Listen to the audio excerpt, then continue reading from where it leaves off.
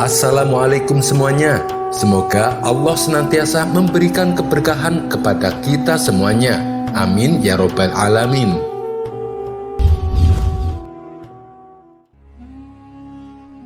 Suatu hari, Abu Nawas pergi ke hutan untuk mencari kayu bakar. Di sela-sela kesibukannya menebang kayu, ia dikejutkan oleh kehadiran seekor tupai. Tupai tersebut berlari ke sana kemari, seakan asik bermain. Abu Nawas yang baru pertama kali melihat hewan seperti itu tentu saja menjadi heran dan penasaran. Maka ia pun berniat memburunya. Setelah berupaya keras, akhirnya Abu Nawas berhasil menangkap tupai tersebut. Hewan ini aneh, aku harus menunjukkannya kepada orang-orang, kata Abu Nawas dalam hati. Lantas ia menaruh tupai itu di dalam karung dan mengikatnya dengan kuat. Kali ini Abu Nawas pulang lebih cepat, bahkan ia tidak membawa kayu seperti biasanya. Ia hanya membawa karung yang berisi tupai. Melihat itu istrinya pun heran. "Mana kayunya? Kenapa malah membawa karung?" tanya sang istri. "Wahai istriku, aku punya kabar baik. Tadi sewaktu aku di hutan, aku menangkap hewan langka dan aneh. Sekarang hewannya ada di karung ini. Rencananya aku akan memanggil penduduk kampung dan memperlihatkan hewan ini. Semoga mereka mengenalinya, lalu aku akan menjualnya dengan harga tinggi," balas Abu Nawas. Ucapan Abu Nawas membuat sang istri penasaran dan ingin membuka karungnya. "Jangan dibuka, nanti dia bisa kabur," sergah Abu Nawas. Selanjutnya Abu Nawas berpesan kepada istrinya, "Aku akan pergi memanggil orang-orang datang kemari. Awas, jangan sampai dibuka karungnya." Setelah Abu Nawas pergi, sang istri sangat penasaran ingin mengetahui hewan apa yang di dalam karung. "Aku akan melihatnya sebentar, lagian suamiku juga tidak akan tahu," kata istrinya dalam hati. Ketika talinya dilepas dan membuka karungnya, hewan tupai itu langsung loncat keluar. Hanya dengan sekejap mata, tupai itu lari keluar rumah. Istri Abu Nawas pun bingung, apa yang harus dia perbuat. Seandainya Abu Nawas tahu, pasti dia akan kena marah. Setelah lama berpikir, istri Abu Nawas tak menemukan cara kecuali menaruh butiran gandum ke dalam karung dan mengikatnya kembali seperti semula. Sang istri mengira Abu Nawas tidak akan datang bersama siapapun. Dengan begitu urusannya pun selesai.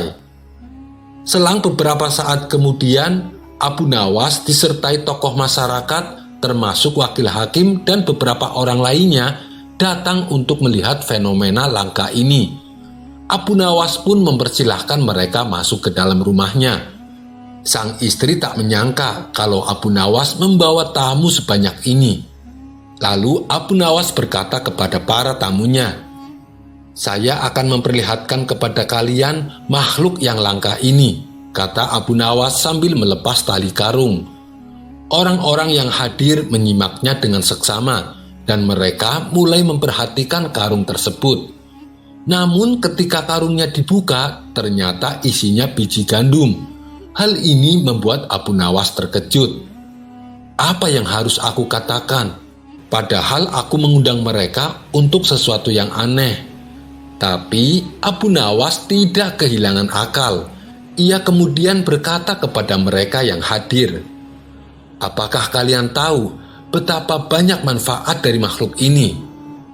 "Maksudmu butiran gandum, Abu Nawas?" tanya mereka. "Iya, betul sekali.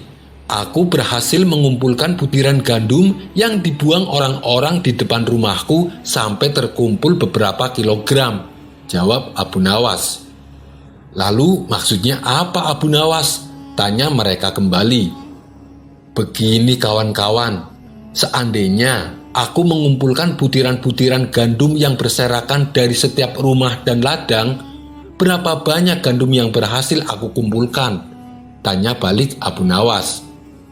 "Tentu lumayan banyak, Abu Nawas," jawab mereka. "Nah, Itu kalian tahu, kenapa kita tidak memperdulikan nikmat dari Allah? Kawan-kawan, aku memiliki usulan. Bagaimana kalau orang-orang yang membuang biji gandum supaya didenda? Ujar Abu Nawas. Mereka berkata, "Iya, benar sekali, aku setuju Abu Nawas. Dengan begitu, kita tidak akan mengeluh kekurangan gandum." "Baiklah Abu Nawas, kita akan menyampaikan usulanmu kepada hakim," kata mereka serempak. Akhirnya Abu Nawas merasa lega, ia berhasil lolos dari rasa malu. Tapi ia masih bingung, bagaimana mungkin seekor hewan bisa berubah jadi biji gandum. Di hari berikutnya, seperti biasa Abu Nawas pergi mencari kayu di hutan. Di sana ia kembali melihat seekor tupai sedang berlari. "Dasar binatang hantu, bagaimana kau bisa menjelma menjadi gandum?" kata Abu Nawas dengan kesal. Sampai di sini dulu perjumpaan kita. Semoga Anda terhibur. Wassalamualaikum warahmatullahi wabarakatuh.